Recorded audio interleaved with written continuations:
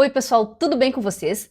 Bom, vamos hoje analisar os resultados da Axia. Tem trimestre que a gente bate o olho no lucro e a gente já entende. Esse aqui não, porque a Axia misturou crescimento operacional real com efeitos que o investidor precisa parar para analisar com calma. E os números impressionam. EBITDA forte, geração de caixa explodindo e investimentos crescendo. Mas quando a gente desmonta esse resultado peça por peça, fica bem mais fácil entender o que realmente melhorou dentro da empresa e o que dependeu de um cenário bem favorável para o setor elétrico. Então hoje a gente vai analisar os resultados da Axia do primeiro TRI de 2026, olhando não só para os números, mas principalmente para a qualidade desse resultado. Então vamos partir para o relatório que saiu ontem à noite.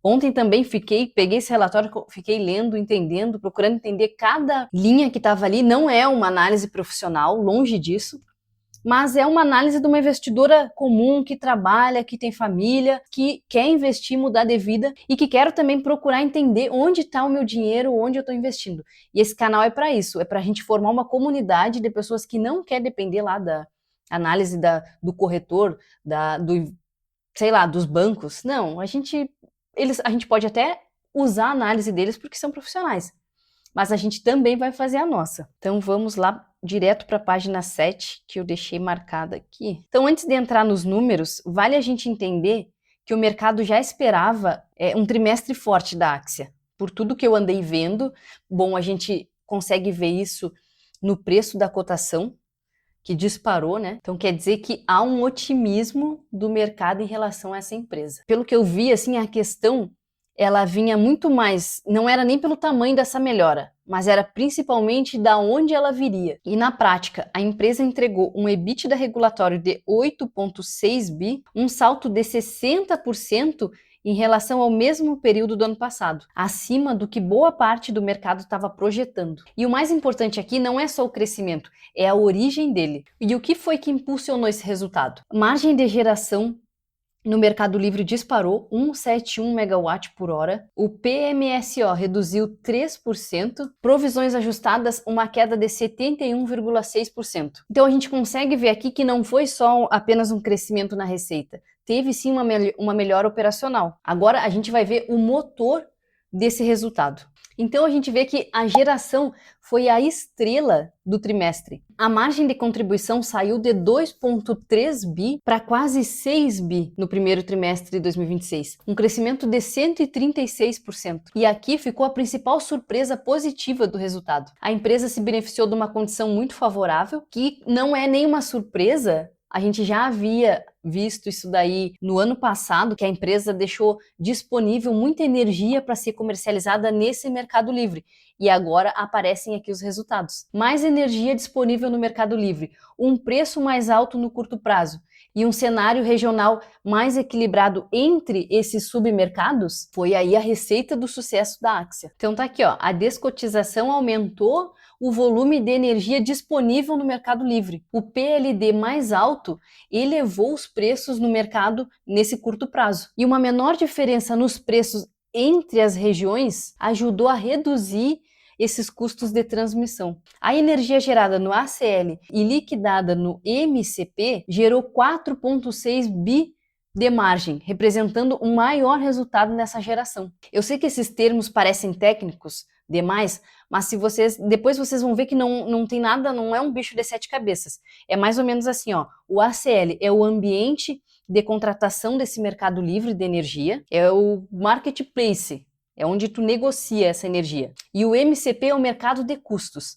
Então é basicamente isso. Depois vocês podem dar uma pesquisada melhor aí, porque é bom a gente saber desses termos também, né? Eu gosto, pelo menos. E aqui eu vejo um ponto importante. Parte desse resultado dependeu especificamente de um cenário muito favorável para a comercialização da energia. Então agora eu acho que o mercado vai tentar entender quanto dessa energia é estrutural e quanto foi conjuntural, eu diria. Agora a gente vai para o lado B da moeda, a parte de transmissão. Aqui fica um dos principais pontos de atenção no trimestre. A margem de transmissão caiu 13,3%, saindo de 4 bi para 3,4 bi. E o principal motivo foi uma provisão de 725 milhões. Mas calma, isso não significa que esse dinheiro saiu imediatamente do caixa. Não aconteceu isso, está só provisionado. Na prática, pelo que eu vi aqui, a Axia só mudou a forma como ela reconhecia alguns valores de arrecadação temporariamente, mas que precisam ser devolvidos no ciclo tarifário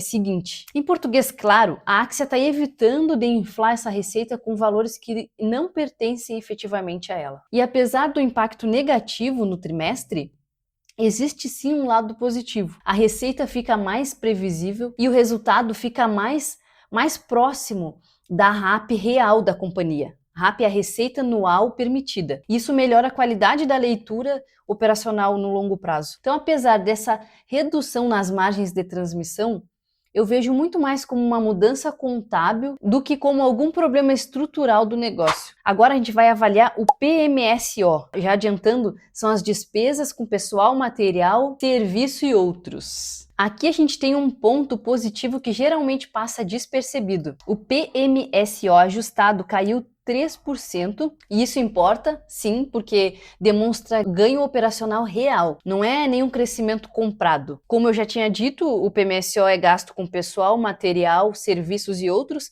Diminuir esses gastos é sempre muito bom, mantendo, é claro, a eficiência da companhia. E no final do dia, o que isso tudo representa é mais geração de valor para nós acionistas. Então vamos para os destaques. Pessoal, teve menos 33 milhões, uma redução de 33 milhões, principalmente gerado pela descontratação ali, o desligamento, compensando novas contratações. O próximo, serviços. Então, aqui com o pessoal a gente teve uma economia e com serviços a gente tem um gasto maior, que foi de 33 milhões, principalmente gerado por contratação de segurança e tecnologia. Então, aqui, pelo que eu percebo, a empresa está cortando gordura sem comprometer a operação e expansão. Agora a gente vai ver investimentos e crescimento, expansão.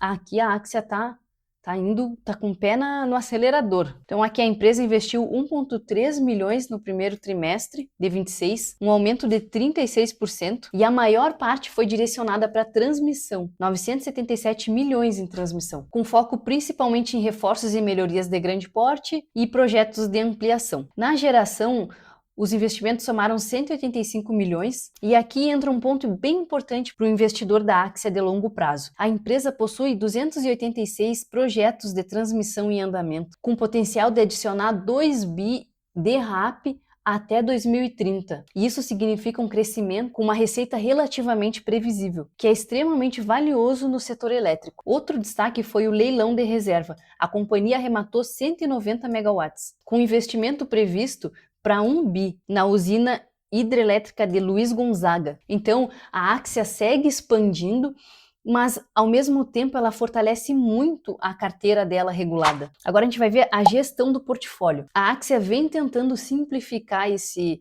portfólio de investimentos que ela tem, e 3 movimentos estratégicos que a Axia realizou. Então, primeiro, teve a migração para o novo mercado aprovada. Segundo, a definição de 4 bi de capital alocável pelo Conselho e a simplificação do portfólio, a venda de participações minoritárias em outras empresas. Isso tudo significa que a empresa fica mais fácil da gente fazer uma análise, porque imagina só, todas essas participações, tem que analisar todas essas empresas, é complexo, melhora a previsibilidade, tu sabe ali o que esperar, né? Tu consegue ver mais ou menos o que esperar, reduz os conflitos societários e tende a negociar melhores múltiplos aí no futuro. E talvez esse seja um dos movimentos menos comentados aí no trimestre, mas na minha opinião é um dos mais positivos estruturalmente. Agora a gente vai ver o endividamento da empresa. Aqui fica o principal ponto de atenção nesse resultado. A dívida líquida chegou a 46 bi, uma alta de 6,8 bi contra o primeiro TRI de 25, mas uma queda de 439 milhões em relação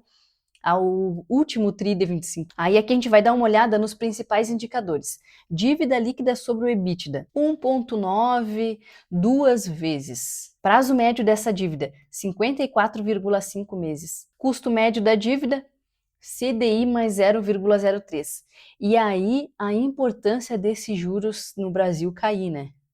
Para a gente ver, se a taxa Selic sai agora de 14,75 e cai daqui a algum tempo para 10, 11, olha o quanto a dívida da Axia não melhora. E aqui a gente vê uma diferença bem importante, a dívida aumentou, mas junto com expansão operacional e investimentos de ativos regulados. Isso muda bastante a nossa leitura, porque sinceramente não parece uma empresa se alavancando para pagar problemas operacionais. É muito mais a companhia financiando a sua expansão, enquanto ainda mantém uma geração de caixa forte. Além disso, a Axia conseguiu capturar 2 bi em uma debênture muito favorável. Na minha opinião, o endividamento, claro, exige da gente, investidor, um acompanhamento, mas ainda parece relativamente muito controlado em relação ao perfil do tamanho dos ativos da companhia. E o EBITDA continua muito forte. Então, a tendência é que a alavancagem melhore aí nos próximos trimestres. Outro ponto importante foi a evolução dos passivos ligados a empréstimos compulsórios. A provisão caiu de 2,2 bi frente ao primeiro TRI de 25, chegando a 11 bi no primeiro TRI de 2026. Destaques: reversão líquida de 36 milhões no trimestre, uma redução acumulada de 14,8 bi desde o terceiro TRI de 2022 e uma eliminação de 11 bi em riscos fora do balanço. Então, traduzindo, a empresa segue resolvendo um problema que é histórico de forma gradual e consistente. E isso ajuda com certeza a reduzir a incerteza jurídica e financiamento de longo prazo. Estamos chegando no final. Calma aí, pessoal, a gente agora vai ver o fluxo de caixa, essa parte aqui é importante. Se alguém assistiu até aqui, não sai do vídeo agora não. O fluxo de caixa livre foi de 1,8 bi, uma redução de 56% frente ao primeiro TRI de 2025, mas aqui é importante a gente separar a operação de consumo de caixa. A geração continuou robusta, o fluxo de caixa operacional ficou em quase 3,5 bi, e o que pressionou o caixa foi principalmente consumo de capital de giro e aumento nos investimentos. Ou seja, a piora não veio da operação enfraquecendo, veio muito mais da expansão e da dinâmica do capital de giro no trimestre, e isso faz sim muita diferença na interpretação desse resultado.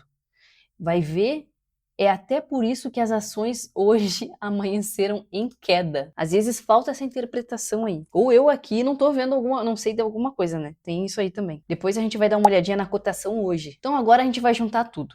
O resultado da Axia foi forte? Sim, ele foi forte. Foi um resultado forte, mas com melhora operacional relevante. E os principais pontos positivos? O EBITDA cresceu 60%, a margem de geração extremamente forte, uma carteira robusta de projetos de transmissão, a governança melhorando e uma redução gradual nos riscos históricos. Pontos de atenção.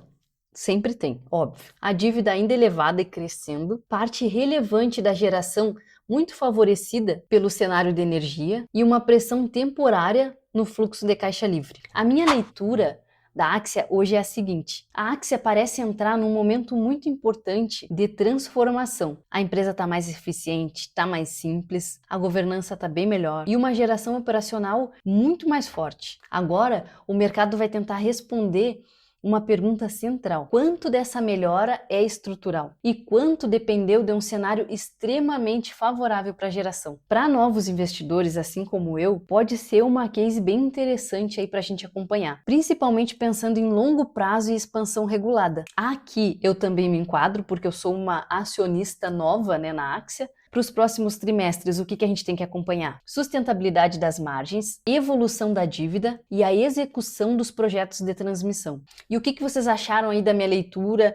O que vocês acharam desse primeiro resultado do primeiro TRI de 26 da Axia? Tu acha que a empresa entrou numa nova fase ou parte desse resultado foi mais conjuntural? Deixa aqui nos comentários se vocês vão aumentar a posição, manter ou reduzir a Axia na carteira. Só lembrando que isso aqui não é uma recomendação nem de compra nem de venda, que eu só estou mostrando mais ou menos como eu faço para analisar um resultado, sendo uma pessoa que não é especialista. É uma análise pré-fundamentalista, tá, pessoal? Então, um beijo e até o próximo vídeo. Pessoal, para ajudar no engajamento desse vídeo, deixa um like aí, deixa um comentário e se inscreve no canal para quem não é inscrito ainda.